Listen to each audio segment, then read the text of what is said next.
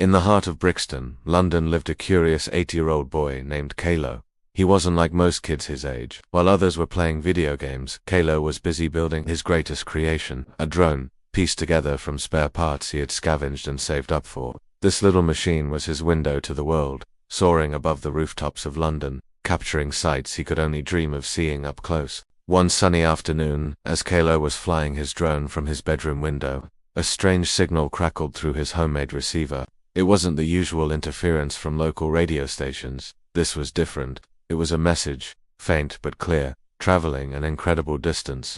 As he fine-tuned the frequency, a voice emerged, a voice he recognized. It was his friend, Daku Kaloo, and Daku had met online through a school pen pal program connecting kids from different corners of the globe. Daku was also 8 years old, but his world was vastly different from Kaloo's bustling city life. Daku was an Aboriginal boy living in a remote village in the Australian outback. They shared stories about their lives, Kaloo talking about double-decker buses and rainy London days, and Daku describing the red earth and the starry desert sky. But this message was not a friendly chat. Daku's voice was filled with a quiet desperation that tugged at Kaloo's heart.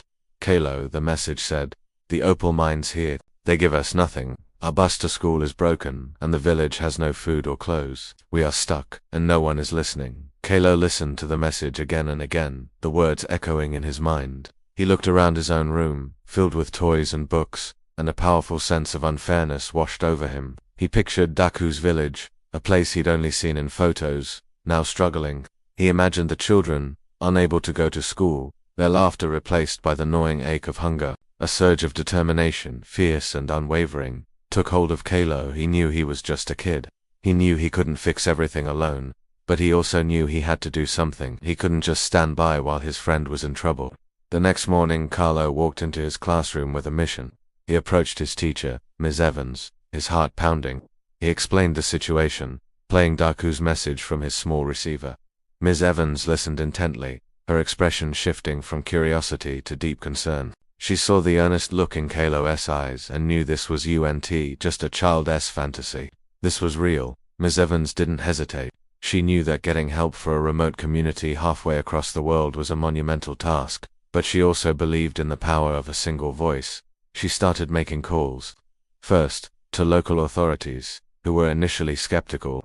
An 8-year-old with a drone receiving a distress signal from Australia. It sounded like something out of a movie. But Ms. Evans was persistent. Word of Kaloo's story began to spread. It reached a small local charity that specialized in international aid. They were moved by the story of 2 young boys connecting across continents. Then, a crucial breakthrough, the Australian consulate in London got involved. They were able to verify the conditions in Daku's remote village. The broken school bus, the dwindling food supplies, it was all true. Suddenly, Kaloo's mission had powerful allies.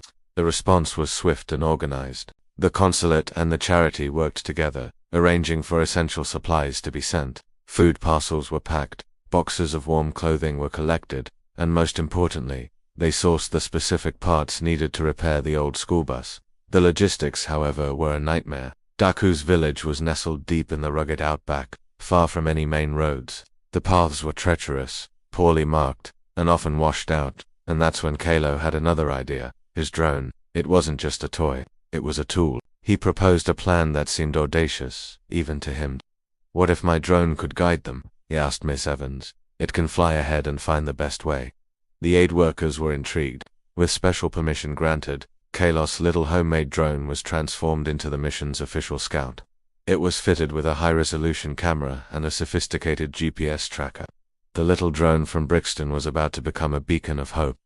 The drone, now nicknamed the Brixton Voyager, was carefully packed and flown to Australia. From a command center set up near the edge of the outback, Kaloo connected via a live video link, took the controls thousands of miles away in his London bedroom. He became the eyes in the sky for the aid convoy. The drone lifted off, its small rotors worry against the vast open landscape of the Australian bush. The journey was perilous. Kaloo expertly navigated the drone through narrow canyons and over dried-up riverbeds. He sent back live images of washed-out bridges and impassable tracks, allowing the aid trucks to reroute and avoid getting stuck. The team on the ground followed the drone's trail, a tiny, buzzing speck leading them through the wilderness. It was a remarkable sight, modern technology and human determination working hand in hand. all orchestrated by an 8-year-old boy in London. Back in the village, word had spread that help was coming. The children, including Daku, gathered at the edge of the community, their eyes scanning the horizon. Then they heard a faint buzzing sound. It grew louder and louder until a small drone appeared over the ridge, circling above them. A moment later, the rumble of engines followed. The first of the aid trucks crested the hill, kicking up a cloud of red dust. A massive cheer erupted from the villagers. Daku ran forward, his face breaking into a wide, joyous grin. He waved frantically at the little drone, knowing his friend Kaloo was watching. His eyes were bright with a hope that had been missing for so long. The aid workers were greeted with hugs and tears of relief. The supplies were unloaded. Food filled the community hall's empty shelves. Warm clothes were distributed to every family. And a mechanic immediately set to work on the broken-down school bus. From his screen in Brixton, Kaloo watched it all unfold. He saw the relief on the faces of the villagers. He saw children excitedly trying on new jackets. He saw the mechanic tinkering with the engine of the bus. And he saw his friend Daku holding a can of fruit, looking up at the drone with a grateful smile. Kaloo felt a warmth spread through his chest, a deep, quiet pride. It had nothing to do with the glitter of opals from the mines. This feeling was far more precious. It was the knowledge that he, a small boy with a homemade gadget, had made a difference. Within a day, the school bus roared back to life. The children cheered as they piled in, ready to return to school for the first time in weeks. The village was buzzing with a renewed sense of energy and optimism. The mission was a success. Before the drone began its long journey back, Daku attached a small, carefully folded note to its landing gear.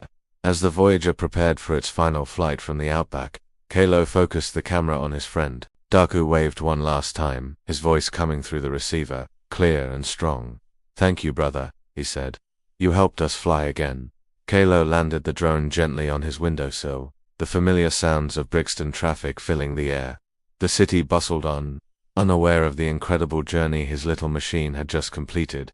But Kaloo knew. He knew that somewhere, on the other side of the world, a village was stronger, a community was healing, and children were dreaming of the future again. All because two friends refused to let distance defeat them, and because one boy dared to act. Thank you so much for watching. If this story inspired you, please hit that like button and subscribe for more content that celebrates the power of human connection. See you in the next one.